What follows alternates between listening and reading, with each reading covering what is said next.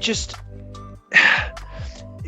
I wasn't expecting. Watching it back, I forgot how much intent and vicious you were at certain points, but then how you bring it back, and then how you go back into the intricacies of the wordplay, and like you're a master of your craft, man. And I think, I know I'm right. I'm white, so I know I sound cringy as I say this. I know I'm dick riding a little bit here, but frankly, like with most interviews I've conducted, I can at least replicate some of what the person has done to a certain degree in order to articulate the point I'm trying to make. But your stuff, man, it's on another level to the level that I'm used to in terms of repeating what I've heard and trying to infer what I've said. I can only hear it and just kind of, what's a man supposed to do here? You know what I mean? So that's why I think I want to get to that, because I think what I'd love to kind of understand is what it takes to get to that level of mastery, because I think that's really where a lot of content creators should be looking to go before they go the easy route. They should be looking to go, look at how good Soul is at what he does, right? And look at the interest he has in that versus what he can monetize. Now, if he wants to monetize it at any point in his career, that's completely his choice. But at least then he can stand on his own 2 feet when it comes to what he's producing and why he's producing it. He can call his own shots because he's got that level of mastery. So, but I imagine that wasn't easy to attain.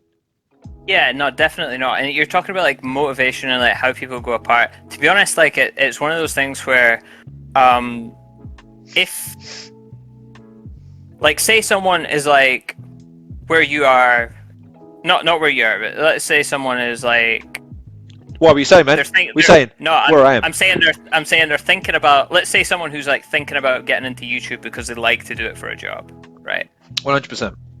That person will be very unlikely to ever achieve that because they don't actually they don't love it, right? Yeah, 100%. Yeah. I have no interest in like doing YouTube whatsoever. If I was like to sit down and be like, okay, I'd like to make YouTube my career, I will fail like dramatically at it because I will burn out trying to put in the effort required to get there because I don't love it. So you need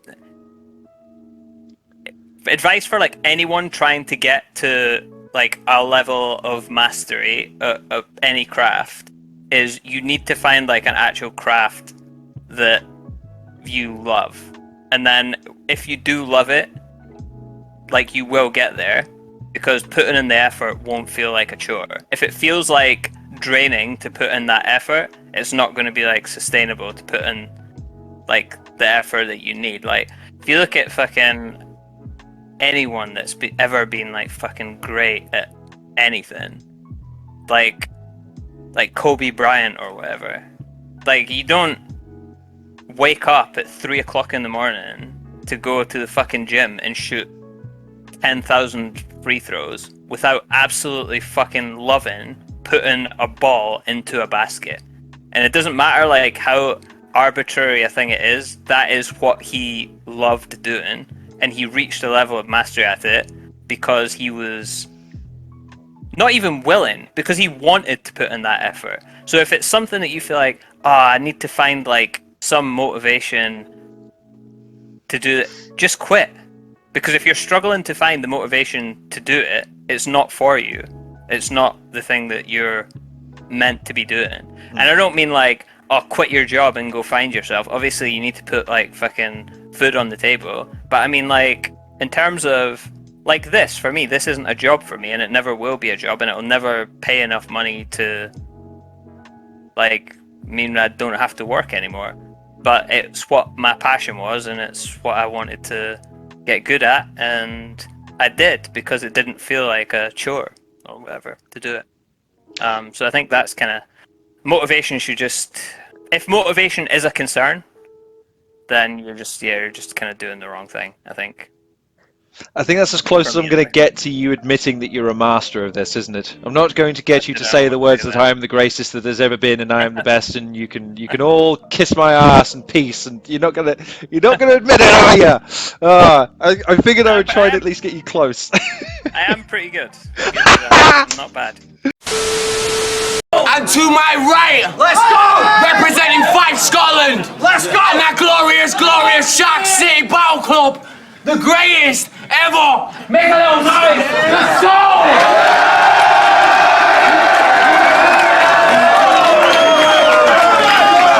We've got soul! Always believe in your soul! You got the power to know you're indestructible!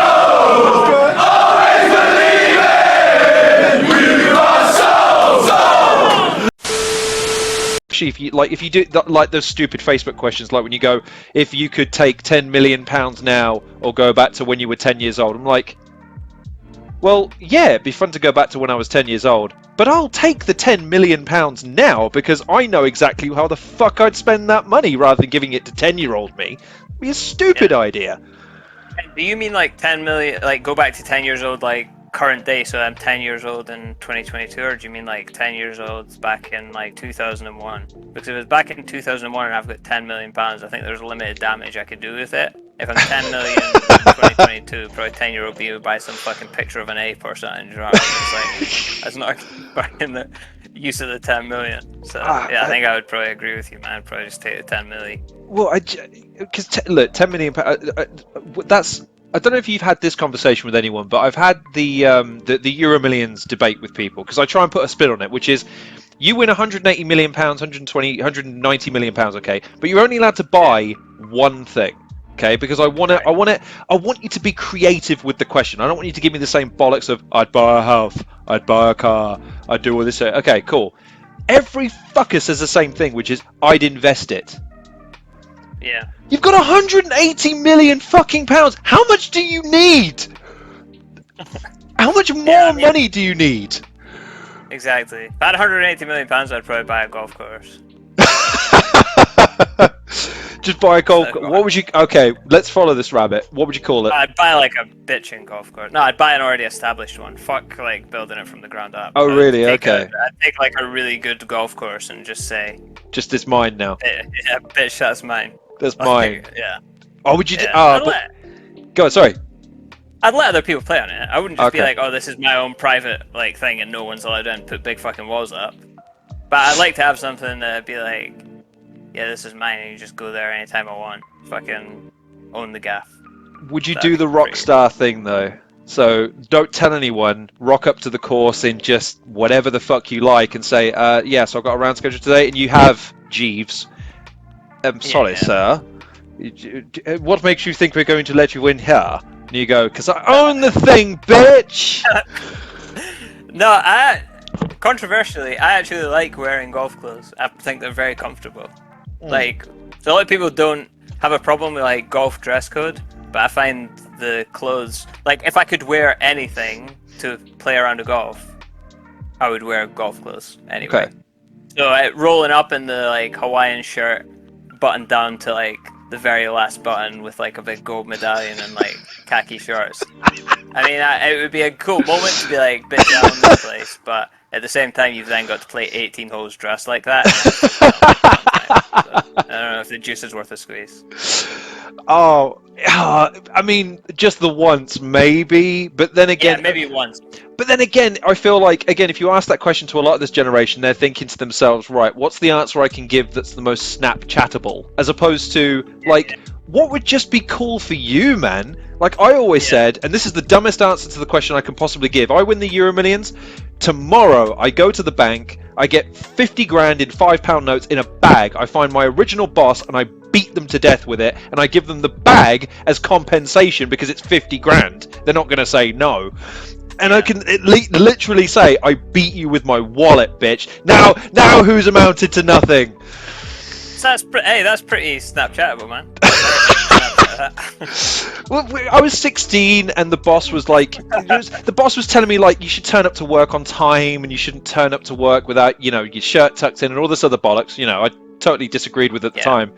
Now I'm old, so yeah, maybe I should have just fucking turned up when I was supposed to be paid to turn up and wear the dress code that I was supposed to. But 16-year-old me was pissed off hearing that shit, let me tell you.